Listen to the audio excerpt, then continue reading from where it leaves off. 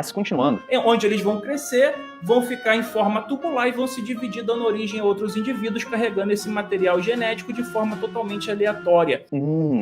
Isso que ele está descrevendo existe, só que não se chama predação por osmose. Se chama reprodução assexuada, por fragmentação ou até por brotamento. Mas, ele não é aleatório. E 2, ele só acontece em células prontas, não em filamentos de RNA avulsos, até porque filamentos de RNA avulsos eles nem existem na natureza. O RNA é produzido na célula, para a célula, pela célula. Afinal de contas, a vida só pode vir da vida. Postulado fundamental na teoria da biogênese, aceita mundialmente e confirmada N vezes por qualquer experimento de laboratório, jamais sequer uma possibilidade de refutação, mas, por algum motivo, foi refutado por mentes brilhantes do YouTube que encontraram um artigo que mostra que as protocélulas, elas se dividiam antes do Luca.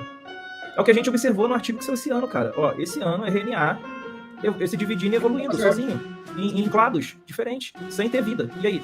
Aqui é uma coisa bastante interessante. Aparentemente, para essas mentes brilhantes, protocélula é sinônimo de RNA, ou melhor, RNA é sinônimo de protocélula. Só que essa igualdade, essa relação, ela não existe em lugar nenhum fora do mundo encantado dos ateus de blog. Na academia, o consenso é completamente outro. Como resumiu Nick Lane, por exemplo, na revista New Science 204, de 2009, ele diz o seguinte, abre aspas, não há qualquer dúvida de que o ancestral comum possuía DNA, RNA e proteínas, um código genético universal, ribossomos, que são as fábricas de construção de proteínas, ATP e uma enzima alimentada por prótons para produzir o ATP.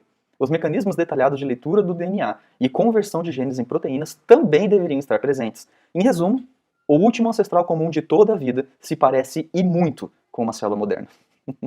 Mas não no fantástico mundo dos ateus de blog e de YouTube. O problema é que mesmo no imaginário evolutivo sério, protocélula é uma célula comum, uma célula como as nossas, só que um pouquinho mais simples, que tem basicamente todas as mesmas funções, só que de forma um pouquinho simplificada. Como simplificada? Ninguém sabe responder. Os estudos recentes eles sugerem que é impossível manter qualquer tipo de protocélula autossustentável com menos de 477 genes, o que é infinitamente, não é infinitamente, né? Mas é muito mais do que o imaginário popular evolucionista gostaria que fosse verdade. Esse imaginário popular de que as células são algo extremamente simples e que as protocélulas poderiam ser muito simples, na verdade é da mitologia criada pelo Dr. Lewis, né? Que foi endossada inclusive por Charles Darwin, que descrevia uma célula como uma estrutura nuclear a que atribuem poderes misteriosos por darem uma importância exagerada, cercado pela forma mais simples de vida orgânica, o citoplasma, que é um pequeno amontoado microscópico de substâncias gelatinosas que é destituído de textura e destituído de órgãos, com nenhum traço de organização. Mas o mais interessante é que essa célula super mágica, ela simplesmente desapareceu no mundo primitivo, sem deixar absolutamente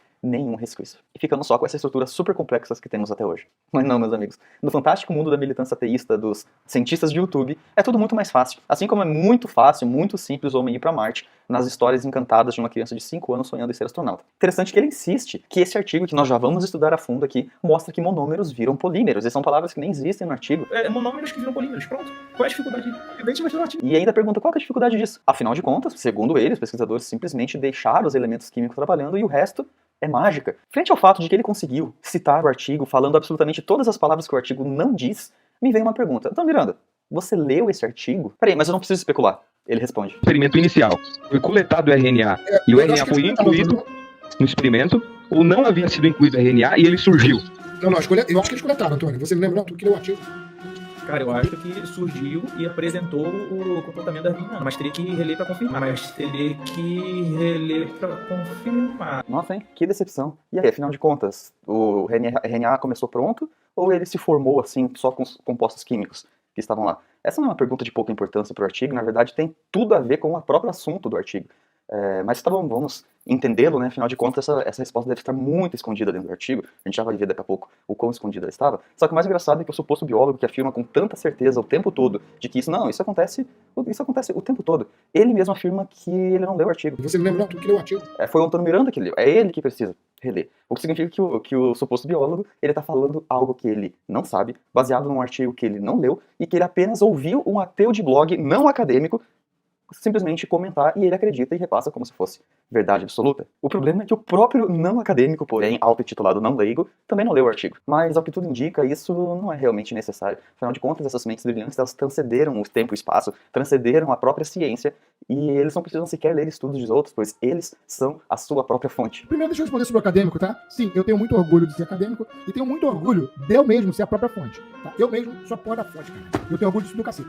O tudólogo aqui, hoje... De acordo com ele mesmo, o super tudólogo Henrique, especialista em todas todas as áreas possíveis, pode falar de absolutamente tudo, pode falar de absolutamente todos, e refuta qualquer um só de olhar para eles. A mim, particularmente, não resta dúvida que esse é um exemplo perfeito do efeito Dunning-Krieg. Isso é, quanto mais ignorante você é sobre um assunto, mais